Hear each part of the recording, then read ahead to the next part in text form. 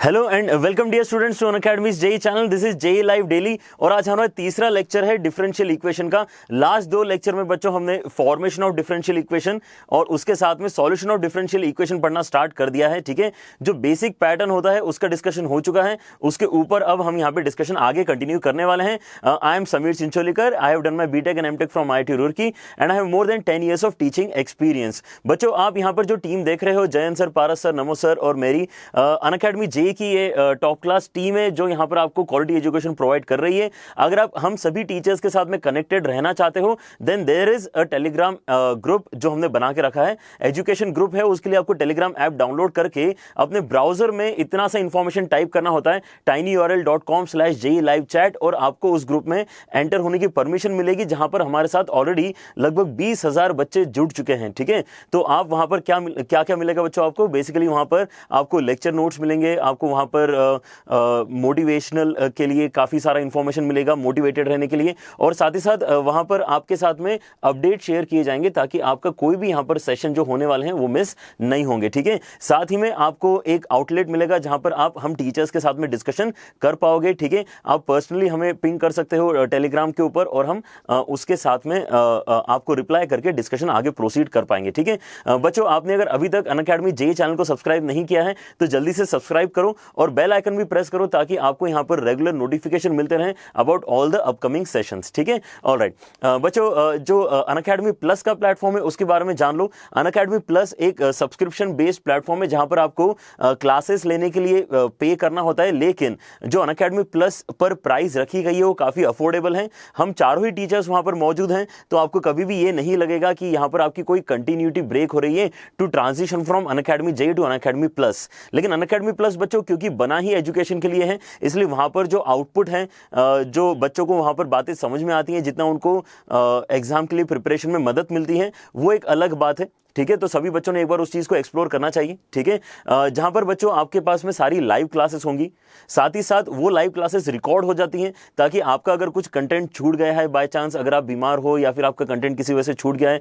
आपने अगर late join किया है, तो वो क्लासेस सारी आपको देखने के लिए मिलती हैं। ठीक है, so that is really important. साथ ही साथ बच्चों यहाँ पर आपको अगर ऐसा लगेगा कि मैं काफी सारे रेफरेंस बुक कर रहा हूँ लेकिन मेरे डाउट्स क्लियर नहीं हो पा रहे हैं, then there is outlet for Unacademy on Unacademy plus, जहां पर आप एक्चुअली अपने डाउट्स के फोटो खींचकर लेक्चर में अपलोड कर सकते हो और वहां पर टीचर आपके डाउट्स क्लियर करता है। ठीक है, और साथ ही साथ बच्चों यहां पर एक नेशनल लेवल का कॉमन टेस्ट सीरीज स्टार्ट हो चुका है। ठीक है, सभी बच्चों के लिए वो बहुत ही इंपॉर्टेंट है क्योंकि आपको जो आगे जाके एग्जाम देना है वो कंप्यूटर बेस्ड एग्जाम है, और अगर आपको अभी से हर हफ्ते कंप्यूटर बेस्ड एग्जाम देने की आदत डल जाएगी तो आपका परफॉर्मेंस ऑटोमेटिकली इंप्रूव हो जाएगा। साथ ही साथ आपको पता चलेगा कि आप कहां स्टैंड करते हो अमंग्स द कंपटीशन। ठीक है, क्योंकि अल्टीमेटली आपको एक कॉम्पिटेटिव एग्जामिनेशन देनी है जिसके अंदर basic idea is to be ahead of others. ठीक है, तो आप अगर अभी अपना स्टेटस पता करोगे तो आपके पास अभी भी काफी टाइम है इंप्रूवमेंट के लिए। ठीक है, alright, so all these facilities can be availed by taking a single subscription, जिसके अंदर आपको हमारे साथ साथ और भी अमेजिंग टीचर्स के क्लासेस अटेंड करने के लिए मिलेंगे। ठीक है, so this is really amazing facility जहां पर एक सिंगल सब्सक्रिप्शन लेने से ही पूरा काम हो जाता है, आपको अलग अलग कोर्सेज के लिए यहां पर पेमेंट नहीं करना पड़ता। ठीक है, और यहां पर जो बच्चों तरीका है वो सबसे सिंपल वाला ऐप है।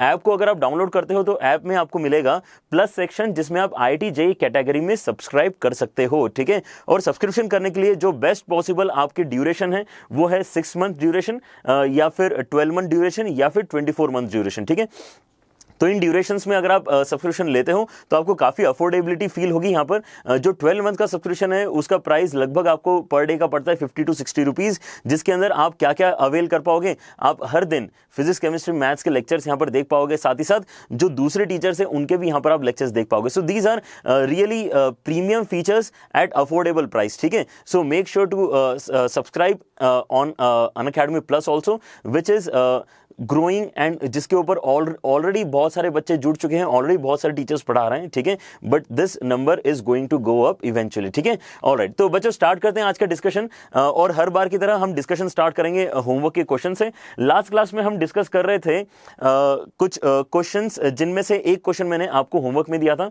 ये वो क्वेश्चन था जिसमें आपने होमोजीनियस इक्वेशन का यूज करके सॉल्व करना था। काफी बच्चों को ये आ गया होगा करते, क्योंकि यहां पर क्वेश्चन बहुत ज्यादा डिफिकल्ट नहीं है, इंटीग्रेशन वाइज, ठीक है। तो बच्चों यहाँ पर आपका डिफरेंशियल इक्वेशन में जो कंसेप्ट टेस्ट होगा वो कहीं ना कहीं इनडेफिनेट इंटीग्रेशन का भी टेस्ट होने वाला है, ठीक है। सो लेट अस सी यहाँ पर हमें कोई बहुत ज्यादा इनडेफिनेट इंटीग्रेशन की यूज करने की जरूरत पड़ रही है क्या, ठीक है। तो यहां पर क्या बोल रहा है ये कि x dy minus y d x is equal to under root के अंदर x square minus y square d x, ठीक है। तो यहां पर मैं देख पा रहा हूं कि इस क्वेश्चन को मैं इनिशियली तो दिख नहीं रहा है ऐसे कि ये dy by d x is equal to f of y by x लिखा हुआ है, लेकिन मैं इसको कन्वर्ट जरूर कर सकता हूं, ठीक है। जैसे यहां पर मैं क्या कर सकता हूं, एंटायर इक्वेशन को मैं x से डिवाइड कर सकता हूं, एंटायर इक्वेशन को dx से भी डिवाइड कर सकता हूं, ठीक है। मतलब अल्टीमेटली मुझे किससे डिवाइड करना है, x dx से डिवाइड करना है, ठीक है। तो आपका इक्वेशन बनेगा कैसे, आपका इक्वेशन बन जाएगा x dx से डिवाइड करेंगे तो dy बाई dx बनेगा, ठीक है। उसके बाद इसको x dx से डिवाइड करेंगे तो ये minus of y bye x बनेगा।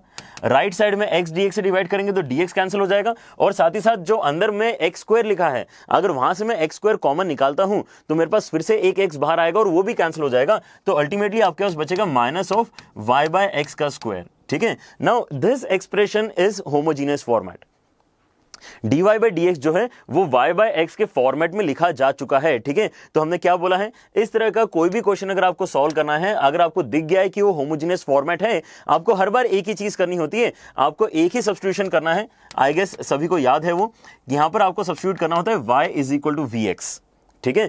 y is equal to v x अगर मैं सब्स्टिट्यूशन करूंगा तो मेरा जो डिपेंडेंट वेरिएबल y है वो एंटायरली पिक्चर से हट जाना चाहिए। मतलब मेरा जो नेक्स्ट इक्वेशन बनना चाहिए that should be in terms of x and v, x और v के टर्म्स में यहां पे इक्वेशन बनाना है। इसके अंदर dy बाई dx भी हटना चाहिए, तो हम क्या करेंगे, इसको डिफरेंशिएट करेंगे तो dy by dx is equal to v plus x dv by dx, ठीक है। मुझे y को तो रिप्लेस करना ही है, लेकिन मुझे साथ साथ dy बाई dx को भी रिप्लेस करना होगा, ठीक है। अगर हम ये करते हैं तो हमारा जो नेक्स्ट पोर्शन बनेगा वो कैसा बनेगा, dy बाई dx के प्लेस में ये बड़ा वाला वैल्यू बनेगा which is v plus x dv by dx, और साथ ही साथ आगे क्या बनेगा, minus of y by x. अब y बाई एक्स का वैल्यू कितना बनेगा, v बनेगा, ठीक है। लेकिन उसके आगे माइनस का साइन है तो उस बात का भी ध्यान रखा जाए, ठीक है।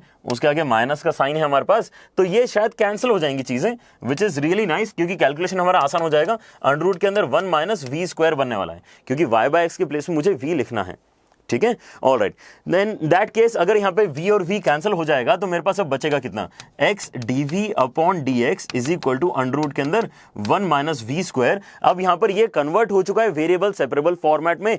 इस सब्स्टिट्यूशन का एक्चुअली यही मेन लॉजिक होता है, ठीक है, कि आपका यहां पर ये सब्स्टिट्यूशन इस तरीके से काम करता है कि आपका कन्वर्जन हो जाता है वेरिएबल सेपरेबल में। अगर यहां पर आप देख पा रहे हो कि dv के साथ में मैं v वाला क्वांटिटी सेपरेट कर पा रहा हूं और dx के साथ में मैं x वाला क्वांटिटी सेपरेट कर पा रहा हूं, तो अगले स्टेप में हम इंटीग्रेशन करेंगे। और यहां पर जो पहला वाला इंटीग्रेशन है ये डायरेक्ट इंटीग्रेशन, ये हमें याद होना चाहिए। 1 अपॉन अंडर रूट के अंदर 1 माइनस एक्स स्क्वायर कितना होता है, साइन इनवर्स x होता है, लेकिन यहां पे वेरिएबल v है तो साइन इनवर्स v बना लेते हैं इस चीज को, ये हो जाएगा साइन इनवर्स ऑफ v, और राइट साइड में आएगा, सभी को याद है ln x बनेगा, ln x बनेगा 1 बाय x का इंटीग्रेशन। अब यहां पे मुझे जब कांस्टेंट लिखना होता है हम ये कर सकते हैं कि कांस्टेंट यहां पर ln c मान लेते हैं, कांस्टेंट यहां पर ln c मान लेते हैं, ठीक है। अगर मैं यहां पर ln c मानूंगा तो यहां पर थोड़ा ज्यादा बेटर फॉर्मेट में मैं अपने फाइनल आंसर को रिप्रेजेंट कर पाऊंगा, ठीक है। So these are some short hacks जो हम यूज कर सकते हैं to get a proper answer जो ऑप्शंस में दिया हुआ है, ठीक है। इस केस में आपका जो बनेगा यहां पे format that is sine inverse v is equal to ln of cx, ठीक है। यहां पर क्या मेरे पास c का वैल्यू फाइंड करने के लिए कोई इंफॉर्मेशन है क्या, देखें जरा जल्दी से। यहां पर क्या दिया है, y1 इज इक्वल टू 0। इसका क्या मतलब है, जब मैं x की वैल्यू 1 यूज करता हूं तो मुझे y की वैल्यू 0 मिलती है, जब मैं x की वैल्यू 1 यूज करता हूं तो मुझे y की वैल्यू 0 मिलती है, ऐसा इंफॉर्मेशन दिया हुआ है, ठीक है। अच्छा, x की वैल्यू 1 यूज करता हूं तो y की वैल्यू 0 मिलती है, ठीक है। तो यहां पर y कहां पर है, ऑल राइट, तो v के अंदर y है, यहां पर v के अंदर y है, तो पहले यहां पर बैक सब्स्टिट्यूट कर लिया जाए। साइन इनवर्स के साथ में आएगा y बाय एक्स, क्योंकि v is y by x, और यहां पर आ रहा है ln के अंदर cx। तो यहां पर सब्स्टिट्यूट करें, x इक्वल टू 1 डालने पे y इज इक्वल टू 0, ठीक है। ये अगर मैं इनपुट यहां पे यूज करूंगा तो मेरे पास c का वैल्यू कितना आएगा, जल्दी से देख के बताऊं। y की वैल्यू अगर 0 डालूंगा तो LHS मेरा 0 हो जाएगा। x की वैल्यू अगर मैं 1 डालूंगा तो ln c बनेगा। ln c का वैल्यू 0 होना चाहिए। अगर ln c का वैल्यू 0 होना चाहिए, इसका मतलब c का वैल्यू भी कितना होना चाहिए, 1 होना चाहिए। c का वैल्यू 1 होना चाहिए, क्योंकि ln 1 का वैल्यू कितना होता है, 0 होता है।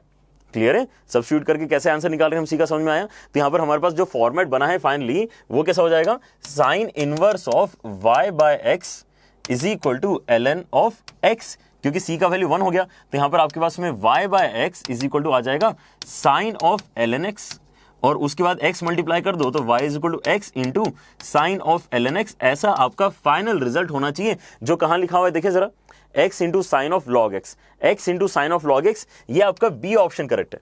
ठीक है, अब यहां पर जैसे आप देख सकते हो कि हमने ln लिखा है, ठीक है, और हमने थोड़ा सा यहाँ पे बहुत अच्छे तरीके से नहीं लिखा, यहाँ पर मॉड लिखना होता है वैसे तो, ठीक है, तो आप यहाँ पर अगर अच्छे से करते हो तो यहाँ पर मॉड आना चाहिए, यहाँ मॉड आना चाहिए, यहाँ मॉड आना चाहिए, सब जगह मॉड आएगा। ठीक है, तो अगर यहाँ पर मॉड आएगा तो मॉड के साथ में तो हम कंफर्टेबल है।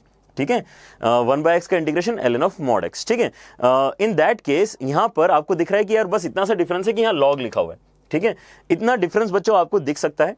यहाँ पर जब भी आप इंटीग्रेट कर रहे होते हो तो यहाँ पे वेटेज किसको देना होता है, नेचुरल लॉग को वेटेज देना होता है। ठीक है, अगर आप 1/x का इंटीग्रेशन लिखोगे और किसी ने लॉग बोल दिया है तो मान लो कि वो लॉग बेस में ई ही बोलना चाह रहा है। ठीक है, इसलिए यहाँ पर हम बी ऑप्शन को टिक करेंगे। ठीक है, क्लियर हो गया, ये हमारा आज का होमवर्क क्वेश्चन था। तो आगे बढ़ते हैं यहाँ पर नए कंसेप्ट के साथ में। ठीक है, तो जैसे बच्चों हमने लास्ट क्लास में किया था, हमने पहले वेरिएबल सेपरेबल फॉर्मेट पढ़ा था, फिर ये देखा था कि कुछ इक्वेशंस ऐसी होती हैं जो वेरिएबल सेपरेबल फॉर्मेट में कन्वर्ट की जा सकती है। इनिशियली नहीं होती लेकिन कन्वर्टिबल होती हैं। वैसे यहां पर अभी हमने क्या देख लिया है कि होमोजेनस फॉर्मेट क्या होता है। अब हमें देखना है कि कुछ इक्वेशंस ऐसी भी हो सकती हैं जो कन्वर्ट हो सकती है होमोजेनस फॉर्मेट में। ठीक है, तो उन वैल्यूज को एक बार देखते हैं। ठीक है, ताकि हम उस तरह के क्वेश्चंस भी कर पाए जो अपफ्रंट होमोजेनस तो नहीं है लेकिन होमोजेनस बन सकते हैं। ठीक है, तो यहां पर देखो सबसे पहला क्वेश्चन हम इस टाइप का करना चाहते हैं जिसके अंदर आपके पास इक्वेशन किस फॉर्मेट की होगी, dy by d x is equal to linear upon linear. ठीक है, a1x plus b1y plus c1 upon a2x plus b2y plus c2। ठीक है, अब यहां पर आप ये नोटिस करोगे कि ये जो पर्टिकुलर फॉर्मेट है ये ऑन द फेस जिस तरह से गिवन है ये होमोजेनस नहीं है, ये होमोजेनस नहीं है। ठीक है, तो यहां पर अगर मैं इसको होमोजेनस बनाना चाहता हूं तो एक काम मैं यहां पे कर सकता हूं कि C1 और C2 का वैल्यू 0 हो जाए। ठीक है, इफ C1 एंड C2 0 तो क्या होगा, if C1 and C2 is equal to 0 इसका मतलब dy बाई dx जो बनेगा वो ऐसा कुछ आएगा a1x plus b1y upon a2x plus b2y। अब ये तो होमोजेनस है, ये होमोजेनस है क्योंकि इसको मैं न्यूमरेटर और डिनोमिनेटर को अगर x से डिवाइड करूंगा, इन दैट केस ये तो हमारा क्या हो जाएगा, ये हमारा जो फॉर्मेट है ये प्योर होमोजेनस हो जाएगा। ये कन्वर्टिबल की जरूरत नहीं पड़ेगी इसको। ठीक है, इसको कन्वर्ट करने की जरूरत नहीं पड़ेगी, डायरेक्टली सॉल्व हो जाएगा। ठीक है, लेकिन अगर C1 और C2 0 नहीं है, C1 C2 की वैल्यू अगर 0 नहीं है तो यहां पे हम आगे डिस्कशन करना चाह रहे हैं कि अब इस तरह के इक्वेशंस को क्या हम कन्वर्ट कर सकते हैं। ठीक है, तो यहां पर एक फॉर्मेट तो है जिसके अंदर होमोजेनियस में कन्वर्ट करने की जरूरत ही नहीं पड़ती, होमोजेनियस के प्लेस में हम डायरेक्टली वेरिएबल सेपरेबल में कन्वर्ट कर सकते हैं। ठीक है, मतलब सोचो इस बात को, ये अपने आप में अभी होमोजेनियस नहीं है, हम बोल रहे हैं कि इसको होमोजेनियस में कन्वर्ट कर सकते हैं, लेकिन होमोजेनियस को भी सॉल्व करने के लिए किस में कन्वर्ट करना पड़ता है, उसको वेरिएबल सेपरेबल में कन्वर्ट करना पड़ता है। ठीक है, लेकिन यहां पर जो पहला केस हम डिस्कस करना चाह रहे हैं ये हमारा इंटरमीडिएट स्टेप को स्किप करवा रहा है। ठीक है, यहां पर हम देखेंगे वैल्यूज को बहुत ही ध्यान से। ठीक है, फॉर्मेट तो क्या रहेगा आपको, a1x plus b1y plus c1 upon a2x plus b2y plus c2, यही फॉर्मेट रहेगा जिसको आप कन्वर्ट कर पाओगे। ठीक है, तो यहां पर सबसे पहला वाला जो फॉर्मेट है वो तो बहुत ही आसान है, केस 1 तो बहुत ही आसान है, जिसके अंदर a1 upon a2 is equal to b1 upon b2 आता है, a1 upon a2 is equal to b1 upon b2। ठीक है, मतलब ग्राफिकली अगर सोच रहे हो तो ये दोनों पैरेलल लाइंस की इक्वेशन जैसा आपको नजर आएगा। हमारी बात सुन में, पैरेलल लाइन जैसा कुछ यहां पे नजर आएगा आपको, a1 upon a2 is equal to b1 upon b2। In that case ये बहुत सिंपल क्वेश्चन है, उस केस में हम क्या करेंगे, a1x प्लस b1y को कुछ एक वेरिएबल v सब्स्टिट्यूट डायरेक्टली कर देंगे। ठीक है, और इससे होगा क्या, वेरिएबल सेपरेबल फॉर्मेट जनरेट हो जाएगा। डायरेक्टली वेरिएबल सेपरेबल अगर जनरेट हो गया है देन इन दैट केस हमें घबराने की बिल्कुल बात नहीं है, क्योंकि अगले स्टेप में आंसर आने वाला है। ठीक है, सो ये वाला फॉर्मेट एक बार प्रैक्टिस करके देखेंगे। लेकिन जो दूसरा केस है वो यहां पर इंपॉर्टेंट रहेगा हमारे लिए, जब a1 upon a2 is not equal to b1 upon b2, a1 upon a2 is not equal to b1 upon b2, इस केस में हमें इंटरमीडिएट स्टेप होमोजेनियस पे आने की जरूरत पड़ेगी। ठीक है, और तो सुनो यहां पर कैसे करेंगे, यहां पर हम पहले हमारा जो वेरिएबल x है उसको थोड़ा सा चेंज करेंगे।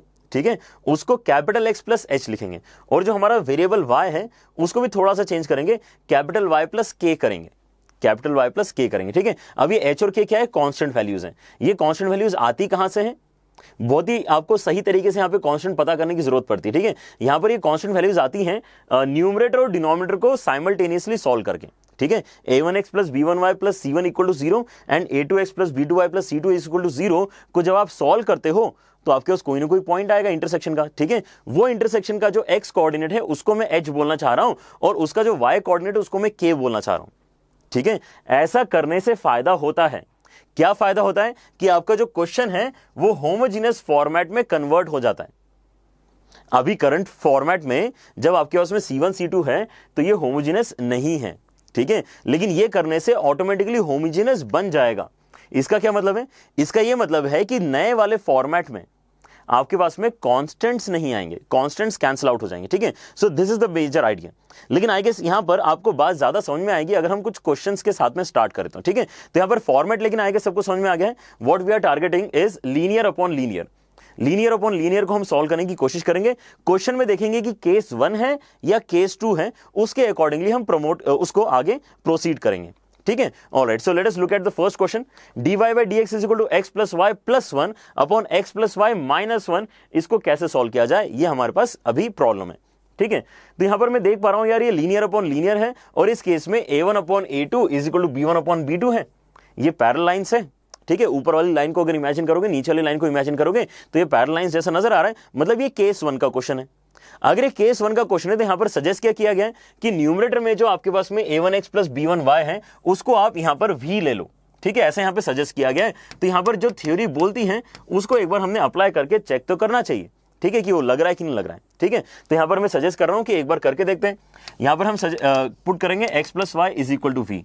अगर x plus y is equal to v substitute करने की यहां पर मैं कोशिश कर रहा हूं, मतलब फिर से मेरा जो बेस आइडिया है वो क्या है कि मेरा जो डिपेंडेंट वेरिएबल है y उसको मैं एंटायरली चेंज कर दूंगा v के रिस्पेक्ट में। तो हमारे पास अब नया क्वेश्चन जो बनना चाहिए वो बनना चाहिए small x and small v के टर्म्स में, और वहां से y गायब हो जाना चाहिए। अगर मुझे y को हटाना है तो इसका मतलब dy by dx वाला एक्सप्रेशन को भी मुझे चेंज करना होगा। सो लेट अस डिफरेंशिएट दिस। तो यहां पर क्या आएगा, x का डिफरेंशिएशन 1, y का डिफरेंशिएशन dy by dx और v का differentiation dv by dx। Clear है? तो यहां पर हमारे पास अब दोनों ही वैल्यूज चेंज करने के लिए कुछ ना कुछ सब्स्टिट्यूशंस रेडी हो गए हैं। dy by dx के प्लेस में मैं डाल सकता हूं dv by dx minus 1, dv by dx minus 1। ठीक है, और राइट साइड में क्या आएगा, x प्लस वाई के प्लेस में मुझे डालना है v, और राइट साइड में नीचे वाला डिनोमिनेटर क्या हो जाएगा, v माइनस 1। ठीक है, अभी बहुत ही बढ़िया फॉर्मेट है। यहां पर 1 माइनस 1 को भी उस साइड ले जाके प्लस 1 कर लेते हैं और आप ये देख पाओगे कि ये वाकई वेरिएबल सेपरेबल फॉर्मेट जनरेट हो गया है। जैसे ही वेरिएबल सेपरेबल फॉर्मेट आएगा we would be very happy to integrate it, क्योंकि इंटीग्रेट करने का या डिफरेंशियल इक्वेशन सॉल्व करने का वो सबसे बेसिक तरीका है। dx को अलग करो, dy को अलग करो और दोनों को इंटीग्रेट कर दो, दोनों साइड्स को। ठीक है, तो यहां पर हमारे पास जो वेरिएबल है dy की जगह क्या है, dv है, कोई दिक्कत नहीं है। dv upon dx is equal to कितना हो जाएगा, यहां पर अगर 1 लेके आएंगे तो कितना हो रहा है, v plus 1 upon v minus 1 and plus 1 हो जाएगा। ठीक है, तो ये वैल्यू अगर ऊपर जाएगी तो v माइनस 1 और 1 कैंसिल होके 2v यहां पे बनने वाला है। ठीक है, तो यहां पर होगा क्या, आपके पास में ऐसा कुछ एक्सप्रेशन आएगा dv upon dx is equal to 2v upon v minus 1। ठीक है, बस यहां पर अब आप देख पाओगे कि v को लेफ्ट हैंड साइड में ले जाया जा सकता है, dx को उस साइड डाल देते हैं और दोनों साइड इंटीग्रेट कर लेंगे। तो आपके पास आएगा क्या, v minus 1 upon v dv is equal to 2dx। दोनों साइड इंटीग्रेट कर लेते हैं। तो ये जो पहला वाला है इसको इंटीग्रेट करना बहुत ही आसान है, डिनोमिनेटर सेपरेट आउट कर लेते हैं। तो यहां पर v कैंसिल होकर 1 बनेगा और 1 बाई v का इंटीग्रेशन ln v होता है, हमें पहले से पता है। 2 का इंटीग्रेशन 2x हो जाएगा, ये भी हमें पहले से पता है। ठीक है, तो यहां पर अगला स्टेप क्या होगा आपका, 1 का इंटीग्रेशन आएगा माइनस 1 बाई v का इंटीग्रेशन आएगा और राइट साइड में तो यहां पर आ जाएगा आपके पास में 2x और प्लस c लिखना है तो लिख लेते हैं। ठीक है, प्लस c भी हम यहां पर लिख लेते हैं। ऑलराइट, अभी से वैसे लिखना नहीं चाहिए, सबसे एंड में लिखते हैं तो सबसे बढ़िया होता है। ठीक है, तो ऐसा करते हैं कि यहां पर एक स्टेप और लिख ही लेते हैं जहां पे अभी इंटीग्रेशन एंटायरली सॉल्व नहीं हुआ है। ठीक है, इंटीग्रेशन 2dx प्लस सी, ओहो प्लस सी नहीं लिखना है ना। ओके, चलो अब लास्ट जो नेक्स्ट स्टेप करेंगे उसके अंदर दोनों चीजें एक साथ हो जाएगी और यहां पर आएगा dv आना चाहिए v वाले वैल्यू के साथ में। तो आपके पास में आ जाएगा यहां पे v minus ln v and is equal to 2x plus C. ठीक है, बस यहां पर हमारा क्वेश्चन सॉल्व हो गया है, क्योंकि यहां पे अब dv by dx वाला एक्सप्रेशन नहीं है। ठीक है, डिफरेंशियल इक्वेशन सॉल्व करने का बेसिक आइडिया यही होता है। तो आपके पास में यहां पर अभी v के प्लेस में क्या डालना है, आपको बैक सब्स्टिट्यूशन क्या करना है, x प्लस वाई डालना है। x प्लस वाई जब यहां पे डालोगे तो आपको ऐसा कुछ यहां पे दिखना चाहिए।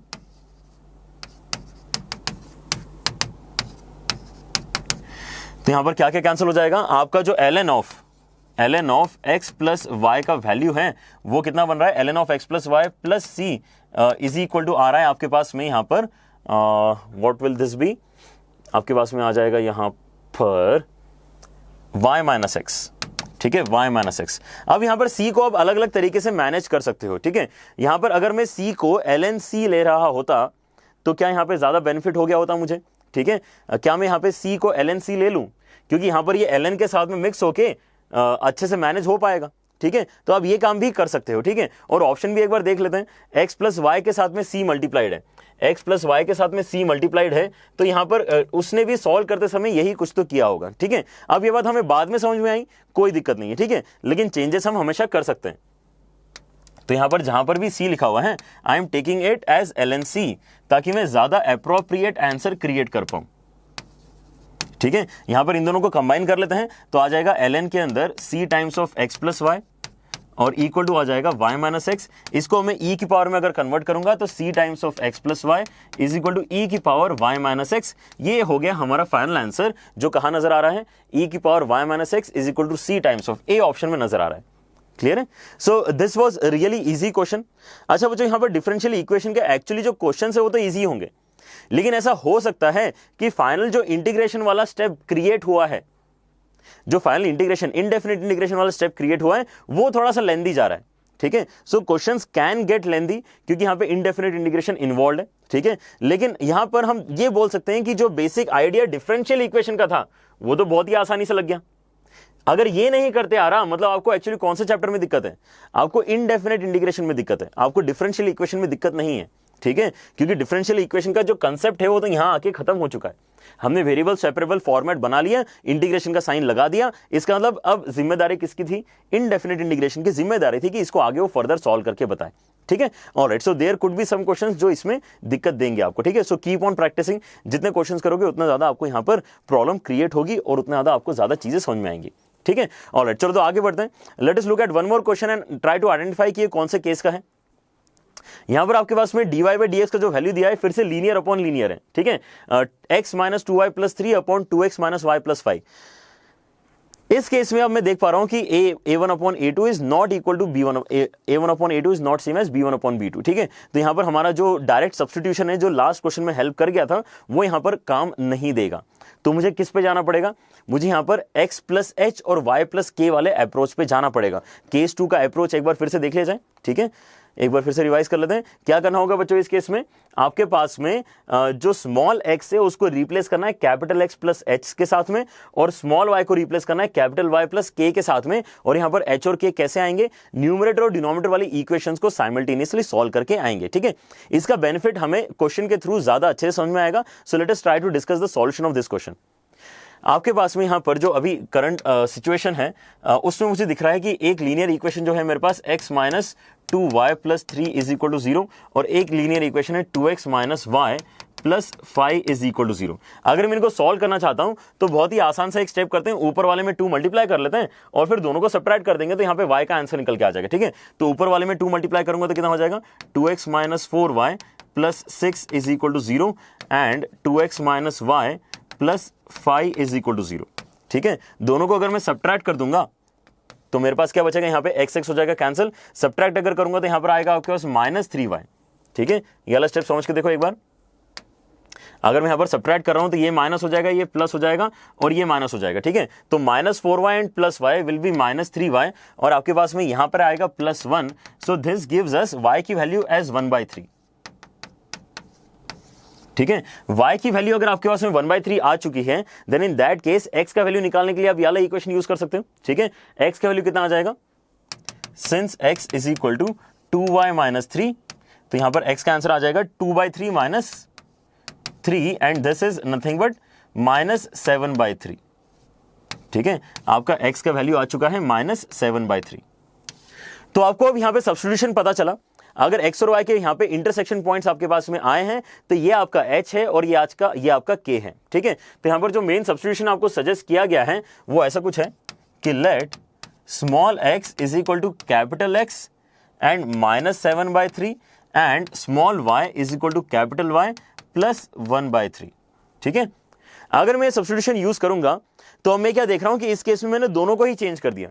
इसके पहले मैं y की फिक्र करता था बस, ठीक है, कि y को मुझे v के फॉर्मेट में लिखना है, लेकिन यहां पर मैंने x को भी चेंज कर दिया है कैपिटल x के फॉर्मेट में और y को भी चेंज कर दिया है कैपिटल Y के फॉर्मेट में। तो आपको dx अपॉन dy पूरा का पूरा कैपिटल में अब चाहिए होगा, लेकिन वो सोचना बहुत ही आसान है। अगर आप इस इक्वेशन को डिफरेंशिएट करते हो तो dx इक्वल टू dx आएगा, small dx is equal to capital dx आएगा, और वैसे dy is equal to dy आएगा, small dy is equal to capital dy आएगा। तो यहां से डायरेक्ट इंडिकेशन क्या मिल रहा है हमें कि आपका जो स्मॉल dy बाय dx है that can be directly replaced as capital dy by dx। ठीक है, तो तीनों ही चीजें हम एक एक करके अब चेंज करेंगे।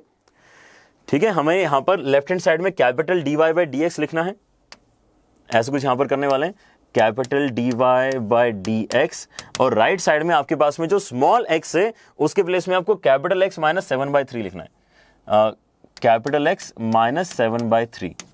ठीक है, और आपके पास में माइनस 2 टाइम्स ऑफ y है, अब स्मॉल y के प्लेस में आपको कैपिटल Y प्लस 1/3 लिखना है, और जो कांस्टेंट है वो तो कांस्टेंट है, +3 वैसा का वैसा आएगा। नीचे देखा जाए क्या है, नीचे आपके पास में 2 टाइम्स ऑफ x है, 2 टाइम्स ऑफ x क्या है आपका x माइनस 7/3, और आपके पास में फिर माइनस y है, माइनस y मतलब कितना हो जाएगा कैपिटल Y प्लस 1/3, और आपका जो कांस्टेंट है वो प्लस y है। क्लियर है? ऑलराइट, तो हम यहां पर अब ये सब्स्टिट्यूशन से क्या बेनिफिट होगा अब वो एनालाइज करने की कोशिश करते हैं। ठीक है, कि हमने ये मेहनत इतनी सारी क्यों की आखिर। ठीक है, तो आपको यहाँ पे जो dy बाय dx बना है उसको सिंप्लीफाई करके देखते हैं। यहां पर वेरिएबल वाले टर्म्स एक बार अलग अलग कर लेते हैं, कांस्टेंट को अलग निकाल लेंगे। तो वेरिएबल मेरे पास एक कैपिटल x है, एक मेरे पास माइनस 2y है, जो आपके पास में कांस्टेंट से वो क्या क्या है, माइनस 7/3 है यहाँ से, फिर माइनस 2/3 है यहाँ से, और लास्ट में आपके पास में +3 है। और डिनोमिनेटर में देखो क्या है, डिनोमिनेटर में आपके पास में जो वेरिएबल्स है 2x माइनस कैपिटल Y, और साथ ही साथ आपके पास है माइनस 14/3 है ना, यहाँ से कितना आएगा माइनस 14/3, यहाँ से आएगा माइनस 1/3, और प्लस है 5। जैसे आप यहाँ पे अब कॉन्स्टेंट्स का कैलकुलेशन करोगे आपको न्यूमरेटर और डिनोमिनेटर में 0 बनते हुए मिलेगा। ये पूरे के पूरे तीनों नंबर्स मिलके 0 बनेंगे, और नीचे वाले भी तीनों नंबर्स मिलके 0 बनेंगे। That is the benefit here. ठीक है, हमने जो एच और के सिलेक्ट किए हैं वो बहुत ही बढ़िया वाले एच और के हैं, क्योंकि ये करने से आपको अब जो इक्वेशन दिखाई देगी वो ऐसी है, dy by dx is equal to capital x minus 2y upon 2x minus capital y। ठीक है, और ये इक्वेशन होमोजीनियस इक्वेशन है। जैसे हम इनिशियली थ्योरी में डिस्कस कर रहे थे, अगर हमारे पास लीनियर अपॉन लीनियर का फॉर्मेट होगा लेकिन कांस्टेंट्स नहीं होंगे, देन इन दैट केस वो तो होमोजीनियस होगा ही, क्योंकि मैं इसको ऊपर नीचे x से डिवाइड करके y बाय x के फॉर्मेट में कन्वर्ट कर सकता हूं। ठीक है, so now next step should be to take it as the starting of the question, है ना, इसको स्टार्टिंग मानो अब। ठीक है, कि आपके पास में कैपिटल में ही क्वेश्चन किसी ने पूछा हुआ है तो आप बोल रहे हो ये तो होमोजीनियस है। अब होमोजीनियस को सॉल्व करने का तरीका तो एक ही सीखा है हमने, क्या करेंगे, y is equal to vx डालेंगे। ठीक है, नाउ इन दिस केस सब कुछ कैपिटल चल रहा है, so let things be in capital only. तो आपके पास में capital Y is equal to capital VX ऐसा सब्स्टिट्यूशन आना चाहिए। ठीक है, अगर ऐसा सब्स्टिट्यूशन आएगा तो आपका obviously d capital Y by d capital X हो जाएगा capital V plus x times of dv by dx। ठीक है, ऐसा आपके पास में एक्सप्रेशन बनने वाला है। ऑलराइट, तो अब यहां पर आपको एक एक करके चीजें फिर से चेंज करनी है। यहां पर क्या हो जाएगा, कैपिटल dy बाय dx के प्लेस में आपको ये तीनों वैल्यूज लिखनी पड़ेंगी। ठीक है, तो आपको यहां पर एक्सप्रेशन देखो क्या बनेगा। अब चीजें जो है थोड़ी कैलकुलेटिव हो गई हैं, यहां पर आपको जो है कैलकुलेशन के ऊपर बहुत ज्यादा ध्यान देना पड़ेगा, कहीं पर भी आप मिस आउट नहीं करना चाहिए आपने। ठीक है, ऑलराइट, और राइट साइड में क्या होने वाला है, राइट साइड में इमेजिन कर पा रहे हो कि मैं यहाँ पे x से अगर ऊपर नीचे डिवाइड कर दूंगा तो यहाँ पे 1 बनेगा, यहाँ पे y बाय x की वजह से v बनेगा। ठीक है, तो 1 माइनस 2v होगा, और नीचे कितना हो जाएगा, x से अगर डिवाइड करूंगा तो यहाँ 2 बनेगा, और y बाय x की वजह से यहाँ पे v बनेगा। ठीक है, so this is what we are getting. इस चीज को और थोड़ा अच्छे से लिख देता हूं मैं, है ना, ये स्मॉल v नहीं है, ये भी कैपिटल v ही है। ठीक है, सब जगह कैपिटल का यहां पे हम यूज कर रहे हैं। तो ये जो है वेरिएबल सेपरेबल बनना ही था, क्योंकि अगर हम होमोजीनियस तक पहुंच चुके हैं और अगर हम ये वेरिएबल सेपरेबल वाला फॉर्मेट यूज करने की कोशिश कर रहे हैं, सब्स्टिट्यूशन यूज करने की कोशिश कर रहे हैं, तो फॉर्मेट तो यहां पे वेरिएबल सेपरेबल बनने ही वाला है। ठीक है, तो इसको v को उस साइड ले जाया जाए और देखते हैं यहां पर क्या बनेगा आपके पास में, x dv by dx is equal to 1 minus 2v upon 2 minus v and minus v। ठीक है, माइनस v हो गया। तो यहां पर अगर कैलकुलेशन करके देखोगे आप अच्छे से तो आपको क्या मिलने वाला है, ये ऊपर जाएगा तो 1 माइनस 2v पहले से था, माइनस 2v और आएगा तो 1 माइनस 4v हो जाएगा, और ये माइनस माइनस v मल्टीप्लाई होंगे तो प्लस v स्क्वायर हो जाएगा। डिनोमिनेटर में आ रहा है आपके पास में 2 माइनस v। ठीक है, तो आपके पास में अब नेक्स्ट स्टेप में वेरिएबल्स सारे सेपरेट हो जाएंगे। इस साइड जो x है और dx है उसको राइट साइड भेजेंगे, और जो आपका राइट साइड का एक्सप्रेशन है उसको क्रॉस मल्टीप्लाई करके लेफ्ट हैंड साइड में लाएंगे, तो बनेगा कितना 2 minus v upon v square minus 4v plus 1, v square minus 4v plus 1, ये आ गया dv के साथ में, और वैसे ही आपका dx के नीचे आ गया x, और ये हो जाएगा इंटीग्रेट। ठीक है, अब यहां पर बस यही है कि आपको अगर ये पता है कि लीनियर अपॉन क्वाड्रेटिक को सॉल्व कैसे करते हैं, तो आई गेस ये क्वेश्चन बड़ी आसानी से सॉल्व हो जाएगा। ठीक है, लीनियर अपॉन क्वाड्रेटिक को सॉल्व करने का ये तरीका होता है कि डिनोमिनेटर के डेरिवेटिव के फॉर्मेट में न्यूमरेटर को लिखना होता है। तो डिनोमिनेटर का डेरिवेटिव कितना आ जाएगा, डिनोमिनेटर का डेरिवेटिव आएगा यहाँ पे 2v माइनस 4, 2v माइनस 4 बड़ी आसानी से ऊपर बनाया जा सकता है अगर मैं न्यूमरेटर में -2 मल्टीप्लाई कर दूं तो। ठीक है, तो न्यूमरेटर में -2 मल्टीप्लाई करके देखो कितना हो जाएगा 2v माइनस 4, लेकिन अगर -2 मल्टीप्लाई किया है तो ऑब्वियसली -2 से डिवाइड भी करना पड़ेगा, तो वो हमने बाहर कर दिया अलग से। अच्छा, अब यहां पर जैसे ही आपको ये दिखता है कि डिनोमिनेटर का डेरिवेटिव न्यूमरेटर में लिखा हुआ है, आप यहां पे नेक्स्ट स्टेप क्या सोचोगे, v square minus 4v plus 1 is equal to t डालते हैं, ताकि आपका 2v माइनस 4 dv dt हो जाएगा, तो ये dt अपॉन t बनेगा, तो ये ln t कन्वर्ट होने वाला है। तो यहाँ पे ये सब जो हमने ओरली कर लिया उसको लिखने की जरूरत नहीं है। ठीक है, आपके पास में यहाँ पर जो बनेगा that is -1/v ln t, और t के प्लेस में क्या डालना है डिनोमिनेटर, तो आ जाएगा v square minus 4v plus 1। ठीक है, और आपका राइट साइड में कितना आएगा ln x। ठीक है, और क्योंकि यहाँ पे दोनों ही चीजें ln में हैं, तो यहाँ पे सजेस्टेड क्या रहेगा फिर से कि आप अपना कांस्टेंट भी कैसा मानो, ln c के फॉर्मेट में ही मानो। ठीक है, यहां भी मॉड कर दो। क्लियर है, तो अब यहाँ पे एक एक करके हम क्या कर सकते हैं, चीजों को अब सिंप्लीफाई करने की तरफ ले जा सकते हैं। ठीक है, तो अब यहाँ पर मेरे पास एक तो आइडिया ये है कि 2 को उधर मल्टीप्लाई कर देते हैं और माइनस को पावर में चढ़ा के इसका रेसिप्रोकल कर लेते हैं। ठीक है, तो ये कितना हो जाएगा ln के अंदर 1 upon v square minus 4v plus 1, और आपका राइट साइड में कितना हो जाएगा, ये ln ऑफ x इंटू सी है, c इंटू x है, उसका अगर 2 मल्टीप्लीकेशन में जाएगा तो पावर में जाएगा, log की पावर में 2 जाएगा, तो ये कितना हो जाएगा log के अंदर आपके पास आ जाएगा c square x square, c square x square. दोनों साइड से log हटा देते हैं, दोनों साइड से log हटाते हैं, और यहां पर v का भी वैल्यू अब बैक सब्स्टिट्यूट करते हैं। आपका क्वेश्चन अभी बच्चों इतने जल्दी खत्म नहीं होने वाला है, ये काफी लेंथी क्वेश्चंस में से एक है। ठीक है, यहां पर अभी आपके पास में जो आंसर आने वाला है, ठीक है, खुश तो होंगे हम क्योंकि काफी कुछ ये सॉल्व हो चुका है। यहां पर अब कहीं पर भी आपके पास में dy बाई dx या डिफरेंशियल टर्म नहीं है, मतलब ये सॉल्यूशन तो है लेकिन आपको ऑप्शन ढूंढने में अभी टाइम लग सकता है। ठीक है, तो आपके पास क्या आएगा, v square minus 4v plus 1 is equal to c square x square. यहां पर मैं सब्स्टिट्यूट कर रहा हूं कि v is equal to y by x, v is equal to y by x. ठीक है, तो यहां पर क्या बनेगा, आपके पास आएगा यहां पे अल्टीमेटली सब्स्टिट्यूशन के बाद एक्स स्क्वायर, ये भी कैपिटल हैं सारे। ठीक है, तो x square upon y square minus 4xy and plus x square. ठीक है, is equal to c square x square. ठीक है, तो यहां से एक्स स्क्वायर कर देते हैं कैंसिल, और आपके पास अब जो टर्म बन रहा है that is y square minus 4xy minus plus x square is equal to 1/c square, reciprocal कर दिया मैंने। ठीक है, तो 1/c स्क्वायर में यहां पे कुछ और कर देता हूं, यहां पे इसको c1 स्क्वायर कर देता हूं, और c1 स्क्वायर भी क्यों करूं, इसको c1 लिख देता हूं। ठीक है, some constant c1 which is equal to 1/c square. ठीक है, तो आपके पास में अब ये इक्वेशन आ चुकी है, लेकिन इस इक्वेशन में अभी भी जो आंसर है किसके फॉर्मेट में है, कैपिटल एक्स और कैपिटल वाई के फॉर्मेट में है।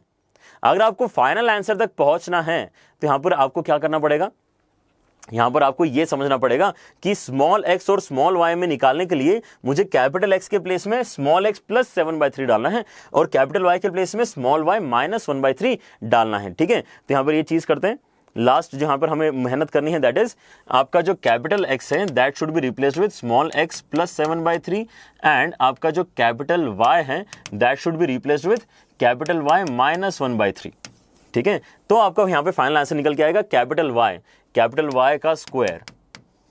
ठीक है, उसके बाद -4 times of capital x into capital y, और लास्ट में आएगा आपके पास में प्लस क्या था, प्लस एक्स का स्क्वायर, कैपिटल एक्स का स्क्वायर, मतलब एक्स प्लस 7/3 का square is equal to some constant. ठीक है, तो यहां पर बच्चों एक बात तो आपको समझ में आ रही है कि यहां पर वाई स्क्वायर का टर्म तो आएगा ही, यहां पर एक्स स्क्वायर का टर्म आएगा ही, और -4xy वाला टर्म भी आएगा। ठीक है, एक्स स्क्वायर है, वाई स्क्वायर है एंड -4xy है। ठीक है, बाकी चीजें जो हैं बाद में एनालाइज करते हैं, पहले ऑप्शंस की तरफ चलते हैं और देखते हैं कौन कौन से ऑप्शन यहां पर एलिमिनेट कर सकते हैं। आपके पास में एक्स स्क्वायर आना चाहिए, वाई स्क्वायर आना चाहिए और -4xy आना चाहिए। यहां पर आपके पास में क्या दिया है, +4xy। तो ये वाला ऑप्शन तो हम कैंसिल कर सकते हैं अभी के अभी, है ना, आगे कैलकुलेशन करने की शायद ज्यादा जरूरत भी नहीं है। उसके बाद में हमें और क्या दिख रहा है, यहां पे -y स्क्वायर आ गया, जबकि होना क्या चाहिए, x square -4xy + y square होना चाहिए। ठीक है, तो ये भी एलिमिनेट हो जाएगा। So we are now left with these two equations. इन दोनों इक्वेशंस में बात क्या है कि पहले के 3 टर्म सेम है, x square -4xy + y square, यहां तक तो हमने सोच लिया। ठीक है, अब आपको क्या सोचना है, +6x और +6x तो दोनों जगह सेम है। ठीक है, मतलब y वाली टर्म पे अगर मैं कंसीडर करूंगा तो यहां पर मैं फाइनल आंसर तक जल्दी पहुंच सकता हूं। ठीक है, तो y का कोएफिशिएंट क्या होगा, अगर इतना भी आपने कैलकुलेट कर लिया तो आपका आंसर आ जाएगा। ठीक है, यहां पर देखा आपने कैसे कैलकुलेट कर रहे हैं। ठीक है, एक्स स्क्वायर तो आने ही वाला था, वाई स्क्वायर आने ही वाला था और -4xy भी आने ही वाला था, -4xy। ठीक है, ऑलराइट, अब मैं यहां पे केवल y वाला टर्म नोटिस करने की कोशिश कर रहा हूं। तो y वाला टर्म कहां से आएगा, y वाला टर्म एक तो यहां से आएगा। ठीक है, इसका जो 2ab वाला पोर्शन होगा उसके अंदर y आएगा। ठीक है, तो कोएफिशिएंट ऑफ y देखने की कोशिश कर रहे हैं। लेकिन यहां पे अगर ये सब्जेक्टिव क्वेश्चन होता तो आपको नेक्स्ट स्टेप ओपन करना ही है। ठीक है, ओपन करो, आंसर निकालो। बहुत ज्यादा अभी हमने वैसे बहुत मेहनत ऑलरेडी कर ली है ना, अगर इतनी मेहनत कर ली है तो एक्चुअली हम लास्ट के 2 स्टेप बचा के भी कुछ खास यहाँ पे टाइम सेविंग नहीं कर पाएंगे। आप तो इसको ओपन भी कर सकते हो। ठीक है, but what I am suggesting is कि अगर थोड़ा भी बच रहा है तो आप ऑप्शंस कैसे यूज कर पाओगे। ठीक है, तो यहाँ पर आप क्या करोगे, यहाँ पे कि y वाला कोएफिशिएंट अगर देखने जाओगे तो यहाँ पर बनेगा 2ab की वजह से -2/3। ठीक है, और y वाला टर्म यहां से बनेगा जब y मल्टीप्लाई होगा इस कांस्टेंट में और -4 में, तो y जब मल्टीप्लाई होगा इस कांस्टेंट में और -4 में तो बनेगा कितना, -28/3 एंड दिस इज -10। ठीक है, तो आपको कौन सा वाला ऑप्शन सिलेक्ट करना है, जिसके अंदर -10y है वो वाला ऑप्शन आपको यहां पे सिलेक्ट करना है। ठीक है, तो -10y ए और बी में से कहां पर है, ए में है, सो ए बिकम्स आवर फाइनल आंसर। ठीक है, ये जो आपके पास में 3 पेज का सॉल्यूशन है, ये इस क्वेश्चन का स्टैंडर्ड सॉल्यूशन है। ठीक है, ये इसके अंदर टाइम लगता है, इसको आप कम नहीं कर सकते अगर आपको इसी मेथड से आगे प्रोसीड करना है तो। ठीक है, लेकिन अब आपने अगर इसका एक्चुअल मेथड सोच लिया है then you everyone will think यार यहां पे कोई और अप्रोच हो सकता है क्या। ठीक है, now the second approach could be obviously to differentiate the options. आपको अगर दिख रहा है कि यहां पर जो डिफरेंशिएशन के बाद में एक्सप्रेशन बनना चाहिए वो क्या है। ठीक है, और वो एक्सप्रेशन यहां पे कोई बहुत मुश्किल भी नहीं है, और जो यहां पे इक्वेशन है वो भी कोई बहुत मुश्किल नहीं है। ठीक है, so what you could have done is, यहां पर आप एक एक करके ऑप्शंस डिफरेंशिएट करना स्टार्ट कर सकते हो। और आपकी यहां पर किस्मत इस क्वेश्चन में तो स्पेशली बहुत अच्छी है क्योंकि आपका ए ऑप्शन ही बिल्कुल करेक्ट है। तो आप अगर ए ऑप्शन को डिफरेंशिएट करके यहां पे dy/dx निकाल रहे होते तो हम इसका आंसर वाकई 1 मिनट के अंदर निकाल के आगे बढ़ सकते थे। ठीक है, लेकिन मेरा काम यहां पर शॉर्टकट बताना नहीं है, मेरा काम है एक्चुअल मेथड बताना। ठीक है, so what we have discussed here in last 10 minutes is the actual method of solving the questions which can be converted into homogeneous format. ठीक है, ये वो क्वेश्चन है जो होमोजेनियस फॉर्मेट में चेंज किए जा सकते हैं। ठीक है, लेकिन चेंज होने के बाद भी होमोजेनियस वाली मेहनत तो करनी पड़ेगी ना, वाली मेहनत से हम बच नहीं सकते। ठीक है, तो यहां पर बाद में जो हो रहा है दैट इज होमोजेनियस वाली मेहनत। ठीक है, यहां पर जो कन्वर्जन वाली मेहनत थी वो यहां पे खत्म हो गई। क्लियर है, तो एक बार जल्दी से स्टेप्स गो थ्रू कर लेते हैं। आई डोंट थिंक वैसे शॉर्टकट देखने के बाद में किसी को यहाँ पे कुछ लग रहा होगा, लेकिन आप ये सोचो कि ये क्वेश्चन अगर लेट अस से किसी और तरीके से फ्रेम किया जाता। ठीक है, कि इसका जो डिफरेंशियल इक्वेशन बनेगा, है ना, इसका जो डिफरेंशियल इक्वेशन बनेगा उसमें अगर एक्स स्क्वायर का कोएफिशिएंट 1 है तो फिर 6 का कोएफिशिएंट कितना होगा, सॉरी एक्स का कोएफिशिएंट कितना होगा वो आप यहाँ पे न्यूमेरिक पैटर्न में बताओ।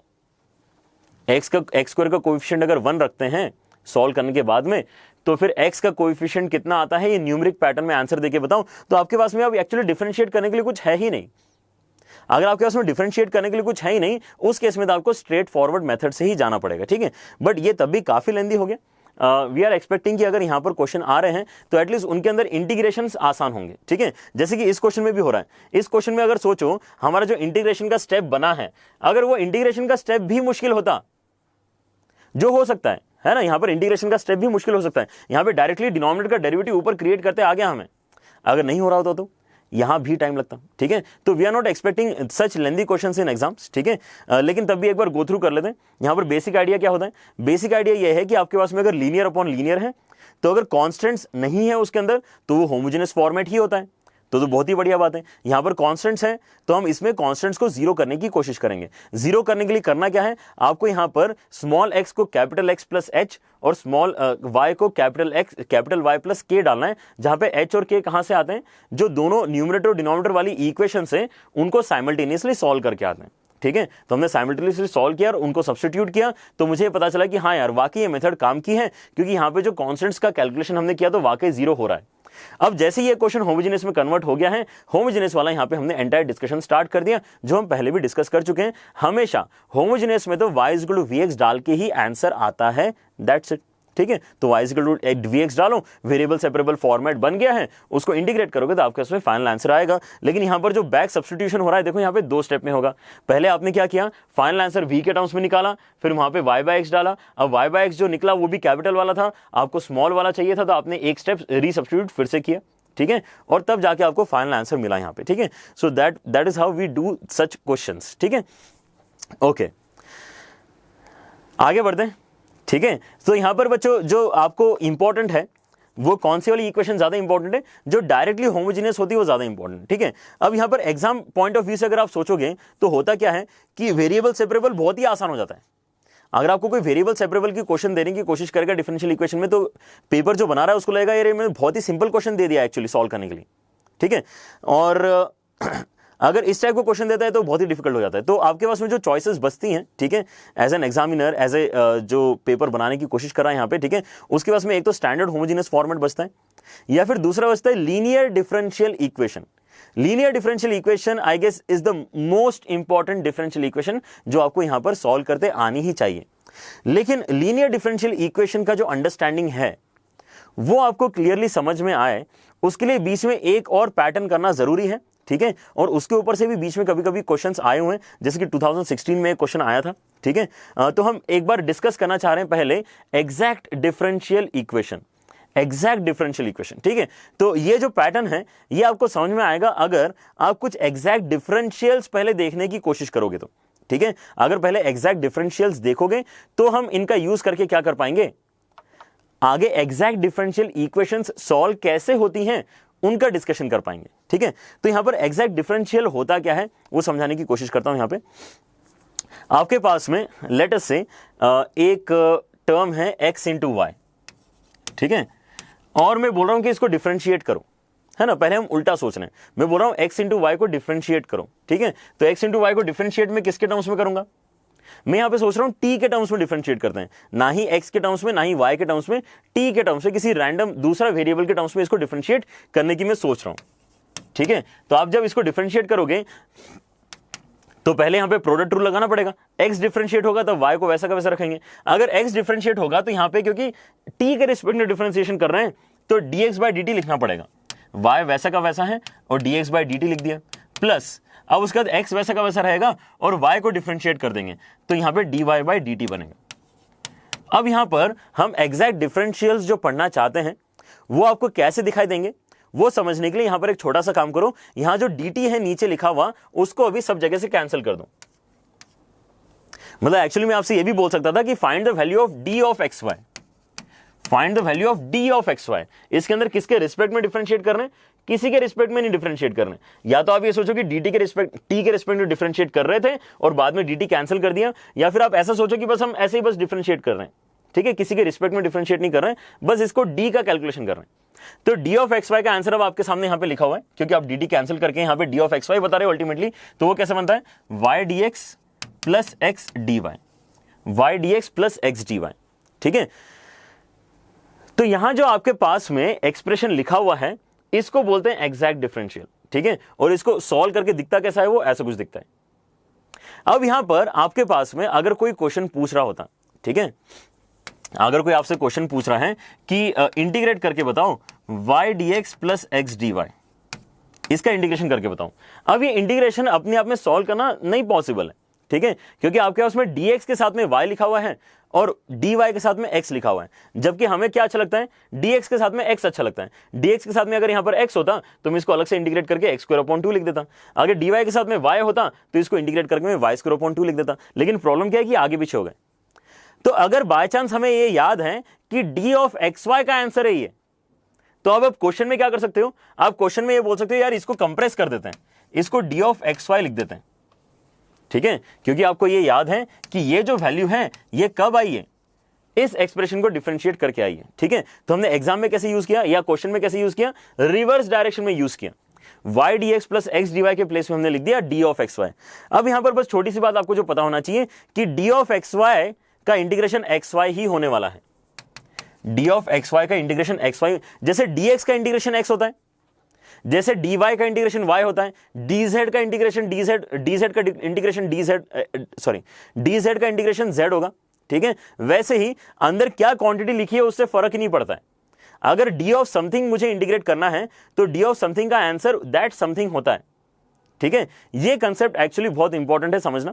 अगर आप ये समझ जाओगे तो आपको एग्जैक्ट डिफरेंशियल का यहां पे यूज करते आ जाएगा। ठीक है, क्या टॉपिक पढ़ना चाह रहे हैं हम यहां पे, एग्जैक्ट डिफरेंशियल इक्वेशन। ठीक है, तो आपके पास में जो यहां पर इक्वेशन का पोर्शन दिया हुआ था, ये किसी क्वेश्चन में एक पोर्शन होगा। ठीक है, तो ये जो पोर्शन है ये एग्जैक्ट डिफरेंशियल है d ऑफ xy का। ठीक है, तो हम d ऑफ xy लिखेंगे और उसका इंटीग्रेशन करना फिर बहुत ही आसान हो जाएगा, क्योंकि उसके आगे का केवल d हटाना होता है हमें, वो इंटीग्रेशन का आंसर होता है। ठीक है, अब आपको क्वेश्चंस में ये सारी चीजें दिखना चाहिए ना।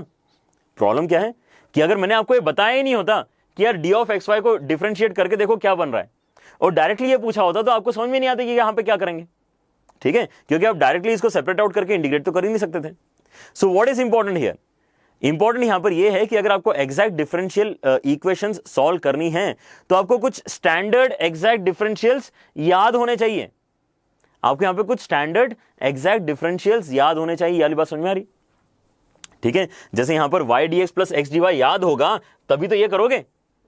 क्लियर है? तो यहां पर पहला काम तो हम क्या करने वाले हैं, एग्जैक्ट डिफरेंशियल्स पढ़ने वाले हैं एक एक करके। ठीक है, और एग्जैक्ट डिफरेंशियल्स कैसे आइडेंटिफाई करेंगे, ठीक है, या कैसे प्रूव करेंगे, डिफरेंशिएट करके प्रूव करेंगे, डिफरेंशिएट करके प्रूव करेंगे। ठीक है, तो यहां पर सबसे पहला वाला जो एग्जैक्ट डिफरेंशियल है वो कैसा है बच्चों, आपको d of xy is equal to dx plus dy। Obviously यहां पे आपने क्या किया, d को सेपरेट आउट कर दिया, तो एक एक करके आप अगर डिफरेंशिएट करोगे तो यहां पर, क्योंकि इसके पहले तो प्रोडक्ट रूल का डिस्कशन था, यहां पर तो एडिशन रूल हो रहा है, तो एडिशन रूल में क्या करते हैं, दोनों को अलग अलग डिफरेंशिएट कर देते हैं। ठीक है, तो x का डिफरेंशिएशन 1 नहीं होता है, x का डिफरेंशियल इस केस में dx लिखेंगे। ठीक है, क्योंकि आप किसी दूसरे वेरिएबल के टर्म्स में डिफरेंशिएट करो, ऐसा सोचो इस चीज को, इसलिए मैंने यहां पे t के रिस्पेक्ट में डिफरेंशिएट करके आपको दिखाया था।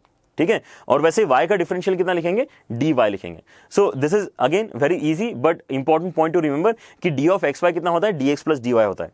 ठीक है, ऑलराइट, नेक्स्ट देखते हैं यहां पे d ऑफ xy हमने ऑलरेडी डिस्कस कर लिया, वो कितना होता है y dx plus x dy। d of xy कितना होता है, y dx plus x dy। ठीक है, और वैसे एक और देखते हैं। नेक्स्ट अब है हमारे पास में d of x upon y, d of x upon y। अब यहां पे देखो धीरे धीरे एक्सप्रेशंस बड़े हो रहे हैं। ठीक है, अगर ये बड़े से एक्सप्रेशन आपको दिखने लग जाएंगे क्वेश्चन में तो कितना आसान हो जाएगा ना।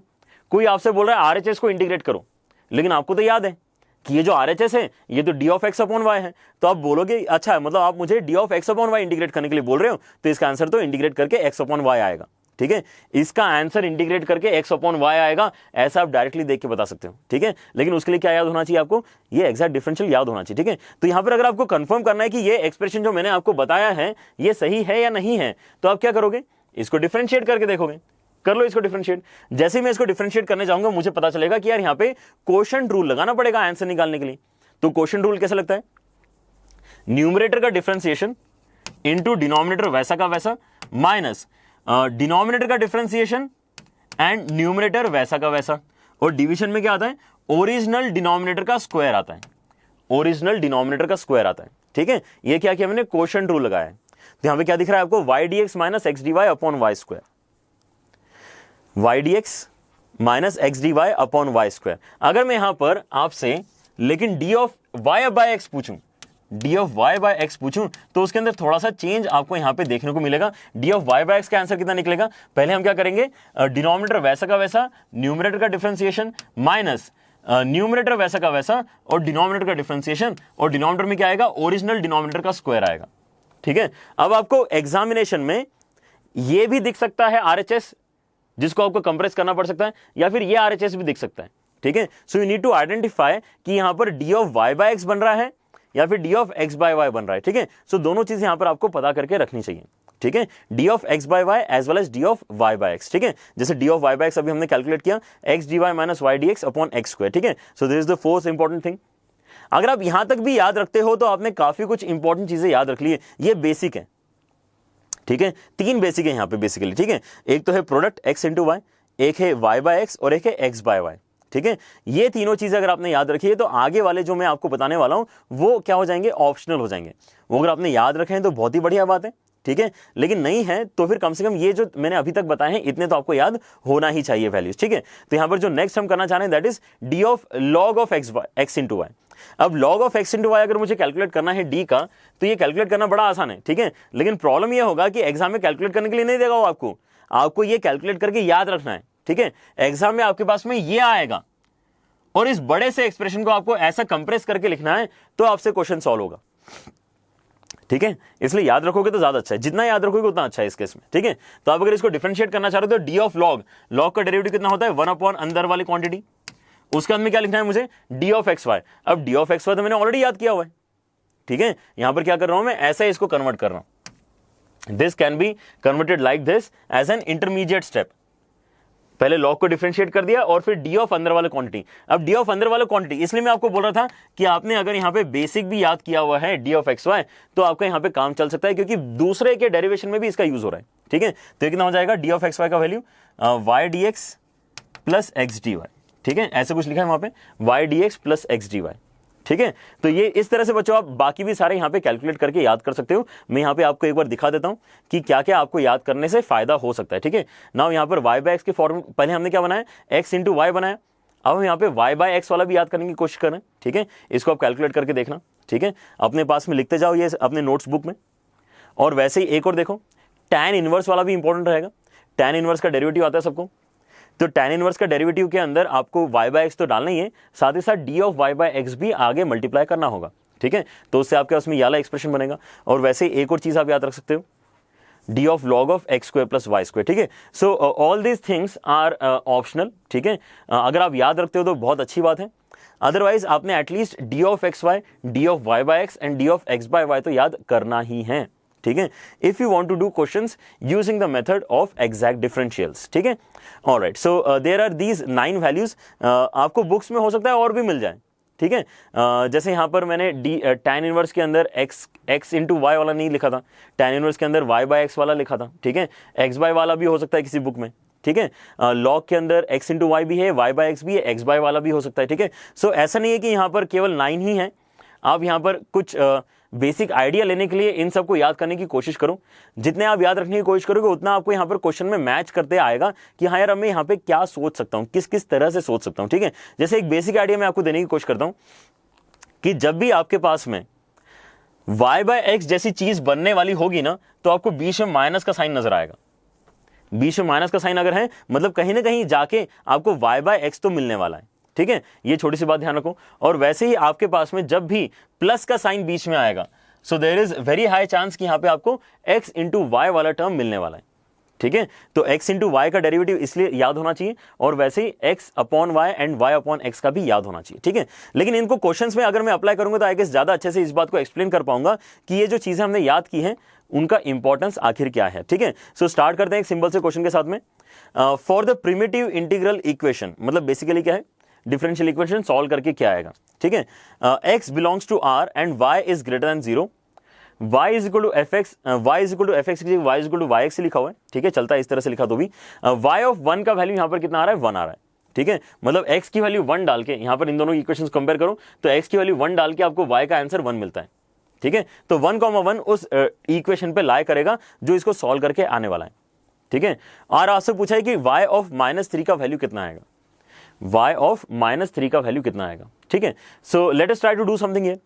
यहां पर आपके पास में जो इस फॉर्मेट में इक्वेशन लिखी हुई है, ऐसा लग रहा है कि हाँ यार ये dy बाई dx लिखा नहीं है, यहां पर कहीं ना कहीं जो है एक हिंट मिल रहा है कि इसको शायद एग्जैक्ट वाले मेथड से हम सॉल्व कर सकते हैं, ठीक है। तो आपके पास में यहां पर है y dx, x dy right hand side में लिखा है, ऐसा करते हैं कि एक्स डी वाई पहले तो लेफ्ट हैंड साइड में लेके आते हैं और इसको राइट हैंड साइड में लेके जाते हैं। ठीक है, तो आपके पास में एटलीस्ट पेयरिंग थोड़ा अच्छा वाला होगा। ये पेयरिंग मुझे अच्छा क्यों लग रहा है? क्योंकि मैंने कुछ वैल्यूज याद की हुई हैं, इसलिए मुझे ये पेयरिंग अच्छा लग रहा है ना, इसलिए याद करना इंपॉर्टेंट है। अगर आपने याद ही नहीं किया कि यार y d x minus x d y कुछ होता है, तो कहां से कुछ कर लोगे? ठीक है, अच्छा तो सोचो यहां पर क्या हो रहा है। आपके पास में यहां पर पहले तो ये देखो कि माइनस का साइन है बीच में, मतलब यहां पे हो ना हो एक्स बाय वाई का डिफरेंशियल होगा या फिर वाई बाय एक्स का डिफरेंशियल होगा। अब दोनों में से किसका डिफरेंशियल होगा? यहां पर पहले क्या डिफरेंशिएट हुआ है? एक्स डिफरेंशिएट हुआ है। बाद में क्या डिफरेंशिएट हुआ है? वाई डिफरेंशिएट हुआ है। ठीक है, तो हमारा जो क्वोशिएंट रूल होता है उसमें पहले क्या डिफरेंशिएट होता है? न्यूमरेटर। बाद में क्या डिफरेंशिएट होता है? डिनोमिनेटर। मतलब यहां पे डिनोमिनेटर में क्या होना चाहिए? वाई होना चाहिए। डिनोमिनेटर में अगर वाई होता है तो आपके जो फाइनल डिफरेंशियल होता है उसके अंदर क्या होता है? डिनोमिनेटर में आपको वाई स्क्वायर नजर आता है। ठीक है, इसलिए स्टेप बाय स्टेप यहां पर आपको सारी चीज याद करना जरूरी है। तो यहां पर मैंने देखा कि इसको न्यूमरेटर को मैं सपोर्टिंग में क्या दूं ताकि ये एग्जैक्ट डिफरेंशियल बन जाए। तो मुझे समझ में आया कि डिनोमिनेटर को वाई स्क्वायर चाहिए, तो वाई स्क्वायर चाहिए तो मैंने दोनों साइड वाई स्क्वायर से डिवाइड कर दिया। जैसे ही मेरे पास ये एक्सप्रेशन बन गया, अब मुझे काफी कॉन्फिडेंस आ चुका है, ये मेरा याद किया हुआ एक्सप्रेशन है। ठीक है, इसका जो कंप्रेस्ड फॉर्मेट है वो होता है d of x by y, और राइट साइड में वाई स्क्वायर हो जाएगा कैंसिल, तो आपके पास में बच रहा है माइनस ऑफ डी वाई। ठीक है, अब ये दोनों ही क्या है? डी वाई का इंटीग्रेशन भी मुझे आता है और d of x by y का भी इंटीग्रेशन आता है। ठीक है, क्योंकि डी ऑफ एनीथिंग का इंटीग्रेशन दैट थिंग होता है। तो यहां पर दोनों साइड अब मैं अगर इंटीग्रेट कर दूंगा, मुझे यहां पर शायद फाइनल आंसर बड़ी आसानी से दिख जाएगा। ठीक है, तो यहां पर क्या आने वाला आंसर आपका? X upon y minus y plus x upon y is equal to minus y plus C, ये आपका आंसर है। ठीक है, लेकिन अब यहां पे कुछ डेटा आपके पास है। क्या डेटा है आपके पास में? कि यहां पर 1 डालने पे 1 आता है। ठीक है, तो सिंस 1,1 इसमें सेटिस्फाई होता है, तो यहां से आपका सी का वैल्यू देखो कितना आ जाएगा। 1 यहां डालोगे तो 1 बनेगा, यहां पे -1 बनेगा, जो इस साइड आके 2 बनेगा, तो आपका सी का वैल्यू 2 हो जाएगा। तो आपके फाइनल इक्वेशन क्या है आपको समझ में आ गया।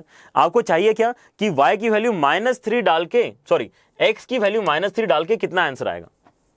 x की वैल्यू -3 डाल के कितना आंसर आएगा? अब इतना सा क्वेश्चन आपके लिए बचा है। ठीक है, तो x की वैल्यू -3 डाल देंगे इस इक्वेशन में, c का वैल्यू 2 डाल देंगे, तो आपके पास में क्या आएगा?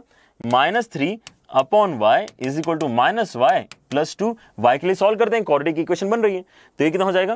-3 is equal to -y square plus 2y, मतलब हो जाएगा y square minus 2y minus 3 is equal to 0।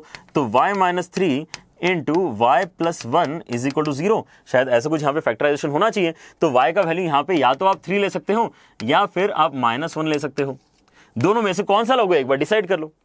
यहां पर हम देख सकते हैं कि क्वेश्चन में उसने क्या बोला हुआ है कि x तो r है लेकिन y कैसा है? Greater than 0। यार स्टेटमेंट दिख रहा है सबको? y कैसा है? ग्रेटर देन 0 है। अगर y ग्रेटर देन 0 है तो ऑब्वियसली यहां पर मुझे 3 को लेना पड़ेगा और -1 को निगलेक्ट करना पड़ेगा, इसलिए यहां पर मेरा आंसर क्या हो जाएगा? a हो जाएगा। यहां पर हम एग्जैक्ट डिफरेंशियल जो अभी अभी हमने याद किए हैं उनका यूज कैसे कर रहे हैं समझ में आ रहा है। ठीक है, that is what we need to understand कि यहां पर अगर ये याद ही नहीं है तो नहीं कर पाओगे। ठीक है, इस मेथड का एटलीस्ट इस मेथड का यूज नहीं कर पाओगे। फिर आप यहाँ पे दिमाग लगा के कुछ और सोचो कि यार यहाँ पे अब और कुछ हो रहा है क्या, तो बात अलग है। लेकिन जो क्वेश्चन एग्जैक्ट डिफरेंशियल के लिए बने होते हैं उनको एग्जैक्ट डिफरेंशियल से सॉल्व करने में सबसे ज्यादा बेनिफिट होता है। ठीक है, बहुत जल्दी यहाँ पे क्वेश्चन सॉल्व होते हैं, क्योंकि अब देखो यहाँ पर बड़ा सा एक्सप्रेशन था वो इतने जल्दी छोटा हो गया, इतने जल्दी इंटीग्रेट हो गया। ठीक है, जबकि यहां पर अगर कोई दूसरे मेथड से कोई सोचने जाएगा तो उसको कहीं ना कहीं तो इंटीग्रेशन फंसेगा, फिर उसको मेहनत करनी पड़ेगी। ठीक है, वो सारी मेहनत बच जाती है अगर मैं यहाँ पे एग्जैक्ट डिफरेंशियल्स जानता हूं तो। ठीक है, लेकिन आई गेस यहाँ पे अभी पहले क्वेश्चन किया है, थोड़ा सा और इसका एपेटाइट बढ़ाना पड़ेगा। ठीक है, और एक क्वेश्चन ट्राई करते हैं यहाँ पे। The solution of the differential equation x square y square -1 into d y plus 2xy cube dx is equal to 0। ठीक है, अब ये और थोड़ा खराब लग रहा है। X square y square -1 into d y and plus 2xy cube into dx is equal to 0। ठीक है, अब यहां पर कुछ सोचना सीखने वाले बच्चों। ठीक है, बहुत ही इंपॉर्टेंट यहां पर एग्जैक्ट डिफरेंशियल्स बनाते कैसे हैं, क्योंकि आपको हर बार स्टैंडर्ड फॉर्मेट मिलेगा इसकी भी तो गारंटी नहीं है ना। आपको लास्ट क्वेश्चन में जैसे d of x by y मिल गया था, हर बार उतना अच्छा वैल्यू आपको मिल जाएगा इसकी गारंटी नहीं है। हो सकता है कि आपको ऑन द स्पॉट सोचना पड़े। ठीक है, और इसीलिए जो मैंने आपको अभी कैलकुलेट करके नहीं दिखाए थे स्टैंडर्ड वाले, वो आप खुद से कैलकुलेट करके देखो, तो आपको यहाँ पे वेरिएशन समझ में आएगा कि यहाँ पर चीजें एक्चुअली बन कैसे रही हैं। ठीक है, तो यहाँ पर देखो पहले तो मैं क्या सोच रहा हूँ कि इस ब्रैकेट को ओपन कर लेते हैं, ये कोई बहुत अच्छा नहीं लग रहा। तो यहाँ पर x square y square d y minus d y and plus 2xy cube dx is equal to 0 ऐसा बनेगा। ठीक है, अब यहां पे एक एक करके आपको प्रॉब्लम आइडेंटिफाई करना स्टार्ट करना है। ठीक है, यहां पर जो dy वाला टर्म है बिल्कुल भी दिक्कत नहीं दे रहा, क्योंकि dy का इंटीग्रेशन मुझे y पता है। ठीक है, जबकि यहां dy के साथ में x वाली वैल्यू आ रही है, मतलब ये दिक्कत है। यहां पे dx के साथ में y वाली वैल्यू आ रही है, मतलब ये दिक्कत है। ठीक है, ये दिक्कत वाली टर्म्स मुझे यहां पे इनके साथ में डील करते नहीं आता है, मुझे इनके बारे में कुछ सोचना पड़ेगा। तो यहां पर dy वाला टर्म जिसको मुझे आता है, काम करते हैं, उसको हम पहले तो अलग कर लेते हैं, राइट साइड में उसको भेज देते हैं। ठीक है, तो आपका उसमें बचेगा क्या, x² dy plus 2xy³ dx is equal to dy। Clear हो रहा है? और साथ ही साथ यहां पर अब लेफ्ट हैंड साइड को एनालाइज करना स्टार्ट करते हैं। लेफ्ट हैंड साइड को कैसे एनालाइज करेंगे बच्चों, यही आपने अगर सीख लिया तो आपको डिफरेंशियल, ये जो एग्जैक्ट डिफरेंशियल है उनके क्वेश्चंस में दिक्कत नहीं आएगी। ठीक है, सोचो यहां पे एक सिंपल सी चीज बोल रहा हूं, वो सुनते से आपको यहां पर कहानी समझ में आ जाएगी। मैं बोल रहा हूं इस टर्म को ध्यान से देखो, इस टर्म के अंदर क्योंकि dx एग्जिस्ट करता है, इसका मतलब यहां पे x डिफरेंशिएट हुआ होगा तभी तो dx आएगा। ठीक है, x डिफरेंशिएट हुआ होगा तभी तो dx आएगा, अदरवाइज dx क्यों आता। ठीक है, तो यहां पर मैं और एक चीज देखता हूं कि x के साथ में मेरे पास बचा हुआ क्या है, x के साथ में मेरे पास dx के साथ में मेरे पास है 2x। तो मेरे पास अब एक बहुत अच्छा आइडिया आ रहा है, अरे यार कि 2x dx जो है ये x² को डिफरेंशिएट करके आता है। 2x dx जो है वो x² को डिफरेंशिएट करके आता है। ठीक है, और यहां पर और एक अच्छी बात देखते हैं, और यार यहां पे x² भी लिखा हुआ है। ठीक है, तो दूसरे वाले टर्म में क्या ढूंढना होता है, दूसरे वाले टर्म में एक्चुअल किसका एग्जैक्ट डिफरेंशियल है वो ढूंढना होता है। क्यों, क्योंकि यहां पे मैं प्रोडक्ट जैसा कुछ बनाने की कोशिश कर रहा हूं, क्योंकि बीच में क्या है, बीच में प्लस का साइन है, बीच में प्लस का साइन है। तो d of something into something, जैसे d of x into y आपको याद है, वैसे यहां पे d of x into something बनने वाला है। वी आर नॉट श्योर कि वो क्या क्या प्रोडक्ट है, वैल्यूज। ठीक है, लेकिन यहां पर ढूंढने की कोशिश कर रहे हैं हम। तो यहां पे मुझे समझ में आया कि अरे dx के साथ में 2x लिखा है तो ये x² का डेरिवेटिव है, और यहां पर मुझे ये नॉन डिफरेंशिएटेड टर्म भी कितनी दिख रही है, x² दिख रही है आगे। ठीक है, नॉन डिफरेंशिएटेड क्यों बोल रहा हूं मैं, क्योंकि यहां पे dy है, इसका तो यहां पे y वाला टर्म डिफरेंशिएट हुआ होगा। समझ रहे इस बात को, क्योंकि यहां पे dy है, इसका मतलब x को हमने छुआ नहीं है। यहां पे प्रोडक्ट रूल में क्या करते हैं, प्रोडक्ट रूल में एक बार x को डिफरेंशिएट करते हैं, दूसरी बार y को डिफरेंशिएट करते हैं। ठीक है, तो यहां पे जब मेरे पास dy लिखा हुआ है तो मैंने पक्के से y को डिफरेंशिएट किया होगा, तभी ऐसा हो रहा होगा। क्लियर है? तो इस केस में मैं सोचता हूं अच्छा ठीक है यार, अब इस केस में मैं अगर y को डिफरेंशिएट कर रहा हूं तो y² किसका डेरिवेटिव होता है, तो y² तो y³ के डेरिवेटिव में आता है। लेकिन y³ का अगर डेरिवेटिव में सोचने जाऊंगा तो आगे कितना होना चाहिए था, 3 भी होना चाहिए था, क्योंकि y³ का डेरिवेटिव y² नहीं होता है, y³ का डेरिवेटिव 3y² होता है। लेकिन अब यहां पे वो कांस्टेंट मिसिंग है। ठीक है, लेकिन अब यहां पे क्या देख रहा हूं मैं कि यार ये कांस्टेंट अगर होता तो बहुत आसान हो जाता है क्वेश्चन, क्योंकि यहां पे y³ ऑलरेडी है, यहां पे y³ है, तो y³ का डेरिवेटिव y² की मदद से बन सकता था अगर यहां पे 3 होता तो याद है इस क्वेश्चन में मिसप्रिंट ऐसा हम बोले। ठीक है, या फिर कुछ और एडवांस क्वेश्चन ऐसा सोचते हैं और यहां पे कुछ चेंजेस करने की कोशिश करते हैं। ठीक है, तो मैं क्या देख रहा हूं कि यहां पे y³ का डेरिवेटिव नहीं हो सकता क्योंकि यहां पे 3 मिसिंग है, y² का भी डेरिवेटिव नहीं हो सकता क्योंकि यहां पर 2 भी मिसिंग है। तो यहां पे आई गेस y का डेरिवेटिव किया होगा उसने, इसने y का डेरिवेटिव किया होगा और उसको उसने dy लिखा होगा, y का डेरिवेटिव किया होगा और उसने dy लिखा होगा। ठीक है, तो इसका मतलब ये एक्स्ट्रा टर्म अननेसेसरी ये यहां पे नहीं आनी चाहिए। तो ऐसा करते हैं कि पूरे इक्वेशन को y² से डिवाइड कर देते हैं। अगर हम पूरी इक्वेशन को y² से डिवाइड करेंगे तो आपके पास में कितना आएगा, x² dy plus 2xy dx is equal to minus या प्लस dy अपॉन y। कैसे सोच रहे हैं बच्चों, ये समझ में आना बहुत ही इंपॉर्टेंट है। ठीक है, यहां पर देखो क्या होगा, आपके पास में अब ये एक्सप्रेशन बहुत बढ़िया हो जाएगा, क्योंकि आपके पास में x² का डेरिवेटिव 2x dx आगे वाले में दिख रहा है और y का डेरिवेटिव dy पहले वाले में दिख रहा है। ठीक है, तो यहां से मैं कंक्लूड कर सकता हूं कि ये एग्जैक्ट डिफरेंशियल है।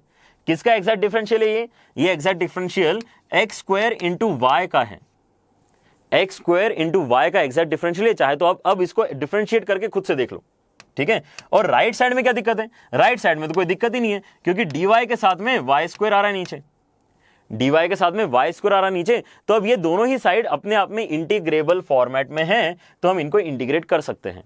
ठीक है, इनको अगर मैं इंटीग्रेट करूंगा तो क्या आएगा, x² y आ जाएगा डायरेक्टली, d का इंटीग्रेशन यहां पर ये कितना हो जाएगा, y की पावर -2 का इंटीग्रेशन हो जाएगा -1/y। ठीक है, -1/y प्लस c। तो एक बार जल्दी से यहाँ पे कैलकुलेशन करके देखो कि आपका फाइनल आंसर कैसा दिखाई देना चाहिए। अगर मैं यहाँ पे y से मल्टीप्लाई कर दूं थ्रू आउट तो क्या मुझे यहाँ पर आंसर नजर आ रहा है, बी ऑप्शन नजर आ रहा है बच्चों को। ठीक है, 1 + c, हाँ, तो यहाँ पर आई गेस बी आंसर सही है, क्योंकि सी के साथ में वाई आना चाहिए, सी के साथ में, जबकि यहाँ पर एक्स लिखा है। ठीक है, तो यहाँ पर बेसिक आइडिया समझ में आया बच्चों को कैसे करना है आपको एग्जैक्ट डिफरेंशियल के क्वेश्चन। ठीक है, तो आई गेस एक क्वेश्चन तो बनता है अभी एज ए होमवर्क। ठीक है, तो आपके पास में ये क्वेश्चन है बच्चों, ये 2016 में क्वेश्चन आया था, इसको एक बार अटेम्प्ट करके देखो, ये एग्जैक्ट डिफरेंशियल से सॉल्व हो सकता है। ठीक है, अगर कोई यहां पर मुझे बताएगा कि ये किसी और मेथड से भी सॉल्व हो सकता है तो भी मुझे चलेगा, but let me know the answer ABCD in the comments. ठीक है, इसका डिस्कशन हम करेंगे हमारे आगे आने वाली क्लास के अंदर। ठीक है, ऑलराइट, तो आज हमने बच्चों दो बहुत ही इंपॉर्टेंट चीजें सीखी हैं, इक्वेशंस जो कन्वर्ट की जा सकती है होमोजेनस में, और साथ ही साथ हमने एग्जैक्ट डिफरेंशियल इक्वेशन के बारे में यहां पर आइडिया लिया है। ठीक है, तो नेक्स्ट क्लास में बच्चों हम क्या करने वाले हैं, लीनियर डिफरेंशियल इक्वेशन पढ़ने वाले। Linear differential equation is the most important portion of differential equation chapter. ठीक है, इसके ऊपर से 90% चांसेस है कि आपको इसी के ऊपर क्वेश्चन सॉल्व करने की जरूरत पड़ेगी आने वाले जेईई के पेपर में। ठीक है, ऑलराइट, सो लेट अस सी कि नेक्स्ट जो हमारा लेक्चर होगा उसके अंदर हम कौन कौन से इंटरेस्टिंग क्वेश्चन कर पाएंगे। ठीक है, ऑलराइट, और बच्चों अगर आपको यहां पर चीजें समझ में आ रही हैं, you should definitely connect with us on Unacademy plus. और अनअकैडमी प्लस को ज्वाइन करने के लिए अगर आप 12 मंथ का या फिर 24 मंथ का सब्सक्रिप्शन लेते हो along with the code JEE live, जो आपको 10% डिस्काउंट देता है, ठीक है, देन आपके पास में जो प्राइस आता है पर डे का, that is around 50 to 60 rupees, which is very affordable considering कि वहां पर आपको टेस्ट सीरीज भी मिल रहा है, डाउट क्लियरिंग भी मिल रहा है, लाइव क्लासेस भी मिल रही है। ठीक है, रिवीजन क्लासेस भी मिलने वाली है आगे जाके। ठीक है, so this is very very affordable, so don't miss out on this opportunity. और जितना जल्दी ज्वाइन करोगे उतना ज्यादा आपको बेनिफिट होगा, क्योंकि आप बैकलॉग भी उतने यहाँ पे एफिशिएंटली कवर कर पाओगे। ठीक है, ऑलराइट, और बच्चों इस चैनल को तो अगर सब्सक्राइब नहीं किया तो जल्दी से कर लो, क्योंकि यहाँ पर मेरे अलावा यहाँ पर नमो सर, पारस सर और जयंत सर भी क्लासेस लेते हैं आपके जेईई के प्रिपरेशन के लिए। आपकी रेगुलर क्लासेस होती है बच्चों यहाँ पर 7 to 10। ठीक है, तो इसको सब्सक्राइब करो और बेल आइकन प्रेस करो, और साथ ही में लाइक करो इस लेक्चर को, ताकि मुझे पता चले कि आपको यहाँ पर कितनी बातें समझ में आई हैं और हमें और क्या क्या यहाँ पर चीजें करनी चाहिए, वो आप कमेंट सेक्शन में मुझे बता सकते हो। साथ ही में बताओ हमारे होमवर्क क्वेश्चन का आंसर कि ABCD में से कितना आना चाहिए। ठीक है, alright, so that's it for the day, take care, bye bye.